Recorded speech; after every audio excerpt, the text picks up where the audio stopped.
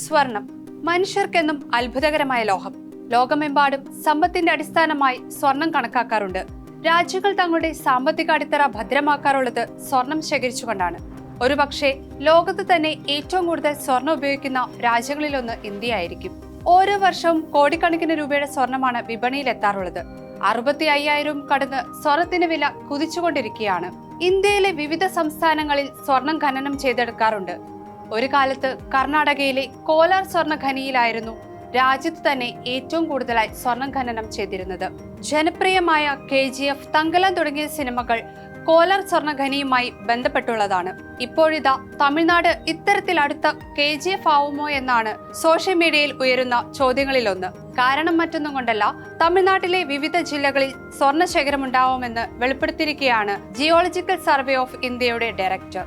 ചെന്നൈയിൽ വെച്ച് നടന്ന ജിയോളജിക്കൽ സർവേ ഓഫ് ഇന്ത്യയുടെ 175ാം സ്ഥാപക ദിനാഘോഷത്തിൽ വെച്ചായിരുന്നു തമിഴ്നാട്ടിലെ തിരുവണ്ണാമലൈ, വിരുദുനഗർ ജില്ലകളിലായി വ്യാപിച്ചു കിടക്കുന്ന രാജാപാളയത്ത് സ്വർണത്തിന്റെ ശേഖരം ഉണ്ടാവുമെന്ന് geological survey of India director Vijayakumar പറഞ്ഞത്. തമിഴ്നാടിന്റെ ഭൂപ്രകൃതിയിൽ ഭൂമിക്കടിയിൽ ധാരാളം ചുണ്ണാമ്പ് കല്ല് പാറകളുണ്ട്. എന്നാൽ തിരുവണ്ണാമല, വിരുദുനഗർ ജില്ലകളിലെ രാജാപാളയം പ്രദേശത്ത് ഭൂമിക്കടിയിൽ സ്വർണം കണ്ടെത്താനുള്ള സാധ്യത കൂടുതലാണ്. ഇത് സംബന്ധിച്ച് കൂടുതൽ പഠനങ്ങൾ നടത്തേണ്ടതുണ്ട്. സ്വർണത്തിന് പുറമെ ഈ സ്ഥലങ്ങളിൽ ധാരാളം ലിഥിയമുണ്ട്. ഇതുപയോഗിച്ച് ബാറ്ററികൾ നിർമ്മിക്കാൻ സാധിക്കും. ഇവയെക്കുറിച്ചെല്ലാം തുടർച്ചയായ ഗവേഷണം നടക്കുന്നുണ്ട് എന്നായിരുന്നു വിജയകുമാർ പറഞ്ഞത്. നിലവിൽ കർണാടകയിലും ആന്ധ്രാപ്രദേശിലും മാത്രമാണ് സ്വർണം ഖനനം ചെയ്യുന്നത്. തമിഴ്നാട്ടിലും സ്വർണവും ലിഥിയവും ഖനനം ചെയ്തെടുക്കാൻ ആരംഭിച്ചാൽ സംസ്ഥാനത്തേക്ക് കൂടുതൽ വിദേശ നിക്ഷേപങ്ങൾ എത്താൻ സാധ്യതയുണ്ടെന്നാണ് സാമ്പത്തിക വിദഗ്ധർ നിരീക്ഷിക്കുന്നത്. അതേസമയം ഈ വാർത്തയെ ആശങ്കയോടെ കാണുന്നവരുമുണ്ട്. തമിഴ്നാടിന്റെ ഭാഗമായ നീലഗിരി ജില്ലകളിൽ ഉണ്ടായിരുന്ന സ്വർണ്ണ ഖനനം ആ പ്രദേശത്തെ പാരിസ്ഥിതികമായി ബാധിച്ചിരുന്നു. ഊട്ടിയിൽ നിന്ന് 70 കിലോമീറ്റർ അകലെ തമിഴ്നാട് കേരള അതിർത്തിയിൽ സ്ഥിതി ചെയ്യുന്ന ദേവാല വനത്തിലെ സ്വർണ്ണ ഖനനം മനുഷ്യനും വന്യജീവികൾക്കും വെല്ലുവിളി ഉയർത്തിയിരുന്നു. നീലഗിരിയിലെയും ദേവാല കാടുകളിലെയും സ്വർണ്ണ ഖനനം നിരോധിച്ചിട്ടുണ്ടെങ്കിലും അനധികൃതമായി ഇപ്പോഴും അവിടങ്ങളിൽ സ്വർണം ഖനനം ചെയ്തെടുക്കുന്നവർ ധാരാളമുണ്ട്.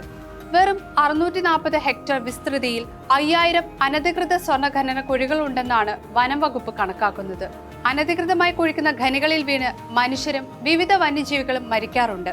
ഇതിനു പുറമെ സ്വർണം വേർതിരിക്കാനായി ഉപയോഗിക്കുന്ന മെർക്കുറി പുഴയിലെ വെള്ളത്തിനെ മലിനമാക്കുകയും ചെയ്യുന്നുണ്ട്. ഇതിനിടെ ആദ്യത്തെ സ്വകാര്യ സ്വർണ്ണ ഖനി ആന്ധ്രാപ്രദേശിലെ ജോനാഗിരിയിൽ ആരംഭിക്കാനിരിക്കുകയാണ്. കഴിഞ്ഞ ഫെബ്രുവരിയിൽ കമ്പനിയുടെ പദ്ധതികളെ പ്രാദേശിക ഗ്രാമവാസികൾ അംഗീകരിച്ചതോടെയാണ് രാജ്യത്തെ ആദ്യത്തെ സ്വർണ്ണ ഖനി ആരംഭിക്കാൻ തീരുമാനമായത്. ജിയോമിസോർ സർവീസ് ലിമിറ്റഡ് എന്ന കമ്പനിയാണ് പ്രദേശത്ത് സ്വർണ്ണ ഖനി ആരംഭിക്കുന്നത്. സർക്കാരുകൾക്കും കോർപ്പറേറ്റുകൾക്കും സ്വർണം നിക്ഷേപ മാർഗവും സാമ്പത്തിക അടിത്തറയും ഉണ്ടാക്കുന്ന മാർഗവുമാവുമ്പോൾ ജീവിതത്തിൽ ദുരിതമായേക്കാവുന്ന ചില സാധാരണക്കാരുണ്ട്. അവരുടെ ജീവിതം കൂടി പരിഗണിക്കുകയും ജീവിത സാഹചര്യങ്ങൾ ഒരുക്കുകയും ചെയ്യാൻ സാധിച്ചാൽ മാത്രമായിരിക്കും ഖനികളിൽ നിന്ന് കുഴിച്ചെടുക്കുന്ന ഈ സ്വർണം കൊണ്ട് നമ്മുടെ നാടിന് എന്തെങ്കിലും ഗുണമുണ്ടാവുകയുള്ളൂ.